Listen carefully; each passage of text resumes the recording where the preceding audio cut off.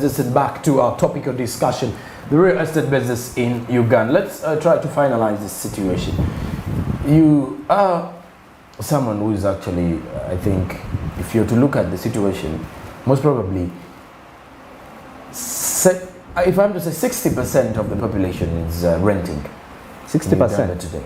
Actually, yeah, very few people have their own houses, their own built houses. Maybe someone who's now in the, but those in the, maybe most of those in the urban sector. Urban sector, yes. Yeah. Because if we say 60% of Uganda's population, it would be an overstatement. Yeah. That is over 60% of the people living in urban area. Actually, in urban. 60 is 70. It is supposed to be 70. 70, yeah. And if you're to look at those who are actually living out of the city, which is very challenging, by the way. If you ever go to the rural setting, you'd find out that most of the young men, men in our age bracket, yes, actually building houses. Their own house, yes. Regardless of a situation whereby maybe for us, our idea of building houses, we want this. Of course, we have this idea of a five-bedroom. Yes, you understand, and it's like for many young man out there when you're having your dreams of which kind of house you want for your life dream, and you're like, yes, it's just like living in the American dream. You're like, I need this house, either a flat or a bungalow, but I need it in this particular. Yeah. But for those people out there, they lay their own bricks. Yeah. He has the piece of land that is assured. Yeah. So at the end of the day, at maybe early 20s, someone already has a wife and their life is already moving on. Yeah. And if you to compare it with the life we're having now, I think the young men in our age bracket prefer renting more expensive houses than even buying a piece of land. Because you'll hear the argument that you eat your money, not every money has to buy a bag of cement. You know what's most challenging? I think, I don't know whether I've ever talked about it here on the segment someday, whereby you find someone is owning a phone worth 3 million. Worth 3 million. But they're renting a house of 200. So and then you wonder where somehow. But surprisingly, me what actually surprises me, not renting the house of 200, is people actually who are not working, who are not employed. Having a phone more expensive than me, who says, I'm going to wake up very early in the morning, set up the show, and I know at the end of the day maybe I'll get some money somehow. But someone who's not working, holding a phone which is thrice the amount of yours. Exactly. And this person is actually living in a better house than you're actually living in, and to the extent that they are renting it at a 1 million plus, and you're like, okay, it may not even be 1 million plus, but above 500,000. Above 500,000. That alone, yes, makes you. Because if someone is, if you to look at this situation, if someone can actually afford a house above 500,000, you're just gonna have to give these people respect. Respect, yeah. Because even paying rent of 300,000 to 400 is not an easy deal. It's not easy, yeah. You see people struggle with 80,000, 50. Yes, and how about 500? Imagine you're on a salary of 500. Maybe, God willingly, you have some other hustle you're doing, and maybe you have your wife. But remember, Ugandan women, if you're supposed to be the man in the house. You're supposed to be the man in the house, yeah. So I think the government should look at these taxes. Me, by the way, my idea would be first look to these landlords and see why are they expensive. Because I've noticed you'd find that some houses are expensive in some areas, and you actually go to a certain area where there are even far better houses than these ones, while their prices are cheap. Very cheap. So I think the government should actually, before even laying out all these policies, do that market research and look out for that area that has more expensive houses. Then try to understand why are they expensive. When you get to know why they're expensive, charge those ones. Start taxing them heavily. Actually, that's what I'm thinking. That would be really a good idea. Because at least even the people who are renting there are able to pay. Are able to pay the taxes. But it's unfortunate that it crosses over to the people whereby the people who are cheap and they're taxing them heavily. So, but really, sometimes I ask myself, what really makes these houses expensive?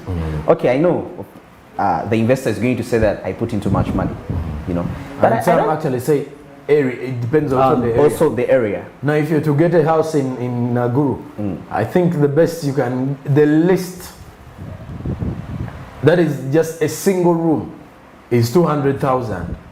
200,000. If you're to get a single, now for starters, you are a young man. Self-contained. It can't be. The best you can actually have is when it has a bathroom inside, and that is if God willingly. God willingly, okay. The best you can have is a bathroom inside. Oh. Maybe it can be with tiles or something in a good area, but a single room going for 200,000. Yet in most areas, people are even living in houses that are 80k. 80k and I think that is why in most cases, every time I compare, people start comparing Uganda to other countries. I'm like, no, people don't understand the picture here. In Uganda, you can survive on $1. If we're to actually put it in the range of $1, if someone has 3,000, you can live. Yeah, 1 meal. Some people survive on 1 meal in Uganda. But 1 meal. Yeah. And the meal, which does not even exceed $1.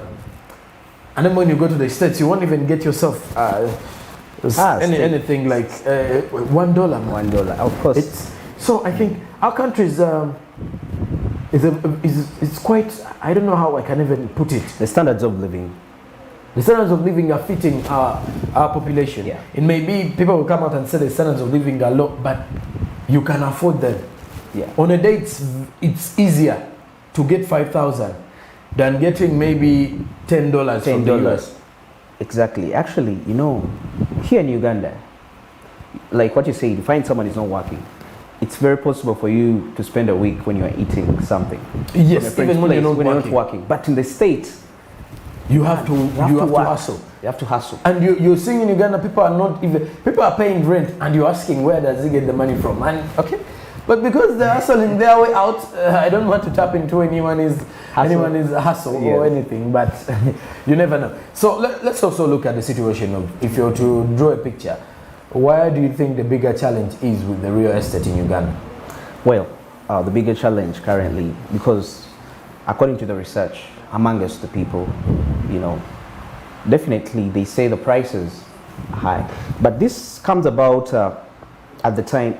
Now, what really amazes me is that when these investors, okay, like foreigners who come to invest in real estate, they have tax holidays, you know, and again, after establishing the estate, again, they are charging very high prices. So they try to make it assume that, you know, when those houses are very expensive, people are going to assume it that, okay, those houses are for the rich people. But let me tell you something, those houses are supposed to be for everyone. So the challenge with the real estate, I think it's concerning the rates. You know, the rates being high, which thing I attribute to the real estate developers, the real estate owners. But I think they are not. You didn't mention these houses are supposed to be for everyone. Not everyone. I've been going through these houses. Imagine someone telling you to pay a house of $659 monthly, and you're like, okay. What I'm trying to mean is that there should be, for example, look at the USA. Okay, the USA. You find that an average broke American, let me say broke American, is like, when he comes here, he's actually on a higher class. So why don't we get that mindset also, whereby an average broke Ugandan can actually afford a house of 400,000. But it starts with us. It's a decision. And let me tell you something. You can't construct a real estate and think you're going to earn, okay, you're 50 years, and you've constructed that real estate. So somehow you feel like you want to gain the profit straight away. These are profits that are generational, let me say that. Okay. These are generational things. That's why those people, what they did, those guys abroad, they built, the guys who laid foundations, which we still see today, they didn't really benefit from those foundations. So that's what I think about the real estate. Have a plan, desire to have, okay, the challenge comes in is that most of these real estate developers, when they're coming, definitely, that major thing on their mind is profits, which is okay.